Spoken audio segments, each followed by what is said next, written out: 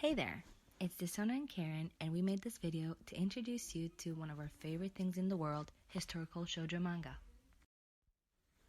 As we tried to find a suitable topic for our presentation for this course, we wanted to do something that both of us liked, and we quickly realized that we were both very passionate about historical shoujo manga.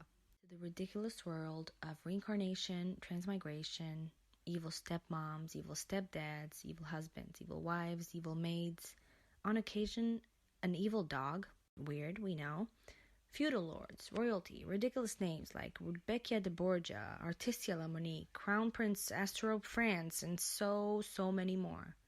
So with that said, join us to the dark side, and we hope you enjoy. First, the basics. Just in case someone out there is not familiar with manga, manga is basically comics or graphic novels that originate from Japan. Most manga conform to a style developed in Japan in the latest 19th century, and the form has a long prehistory in earlier Japanese art. The term manga is used in Japanese to refer to both comics and cartoons. Outside of Japan, the word is typically used to refer to comics originally published in the country of Japan. The word manga comes from the Japanese word composed of the two kanji, man, meaning whimsical or impromptu, and ga, meaning pictures. Manga is different from comics, not only because it comes from Japan, but because it looks different.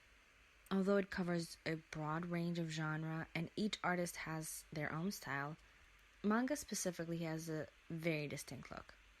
For instance, we see an overt display of emotion in the characters in manga.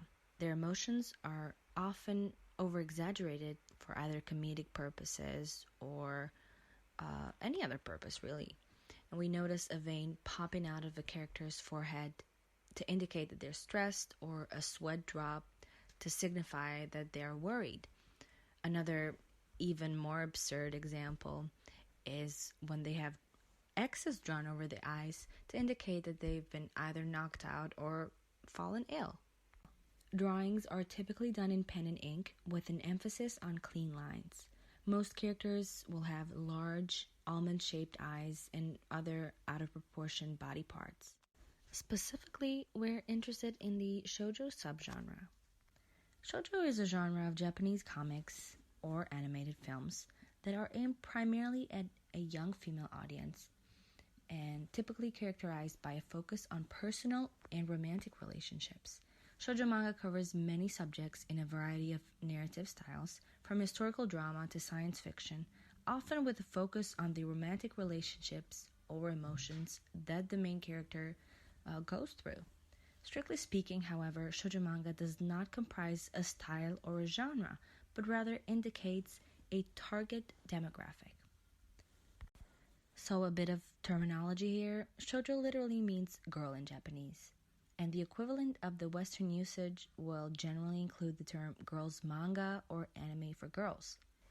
Primarily female manga artists would draw shoujo for a readership of girls and young women, and in the following decades, shoujo manga continued to develop stylistically while simultaneously evolving different but overlapping subgenres, like romance, historical subgenre, fantasy, superheroes, ladies' comics, etc. As for our presentation, we're going to focus on the historical shoujo genre and the way that it overlaps with other subgenres like romance, tragedy, fantasy, reincarnation, time travel, comedy, the feudal system, and many other subgenres. The common features noted within these types of manga, more specifically the case with historical shoujo manga, they often give the feeling of reading the same story over and over again, with different characters and minor plot changes. We have, for example, the abandoned empress, how to get on my husband's good side, and the villainess reverses the hourglass. The target audience is, again, girls, young girls. We have an overlapping subgenres with romance, fantasy, rebirth, isekai, revenge, and so on and so forth. The start of the manga is often very abrupt, a scenery that is usually tragic and explained only afterwards.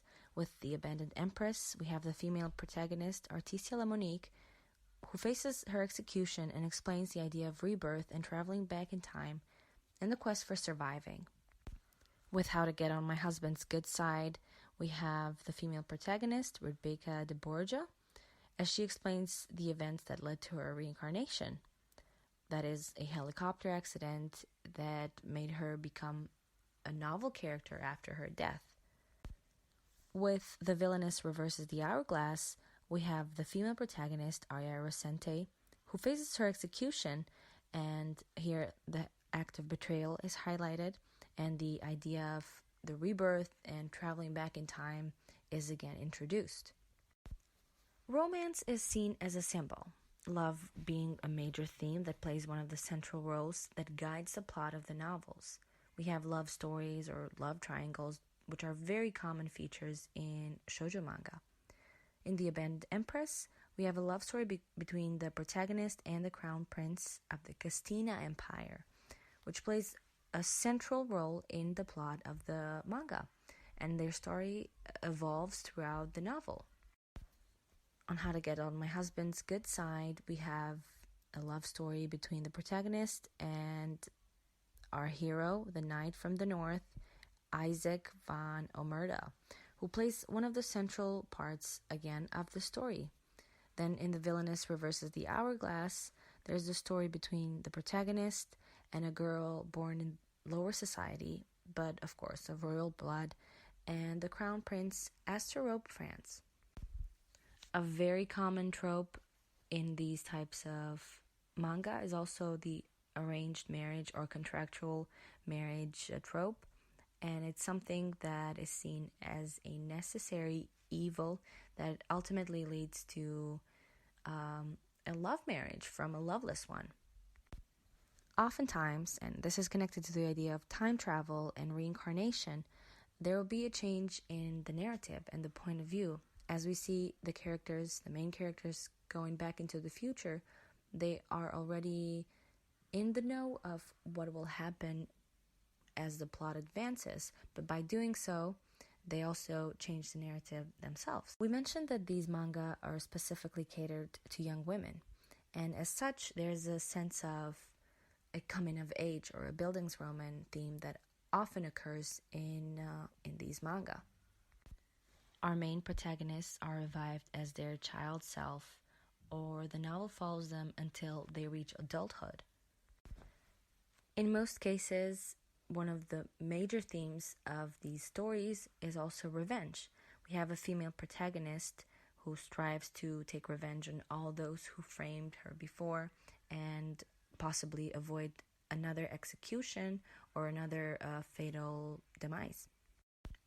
Also, obvious presences are the characters that try to interfere with the protagonist's plans. We have evil maids, violent ex-husbands, fiancés, abuse of family, etc. In The Abandoned Empress, there's an abusive husband and a love triangle that is the cause of her tragic end on a previous life. For example, on How to Get on My Husband's Good Side, we have an abusive family that ultimately leads to death in the novel. And then The Villainess Reverses the Hourglass, we have an abusive sister who disapproves of her father marrying a woman from low society. As most of the characters in this genre are female, there's also a strong feminist subtext in the story, and a lot of feminist and gender equality ideas are introduced to the texts. As this is a comic format, comedy is also very present, and there's matters of irony, sarcasm, and satire present in both text and image.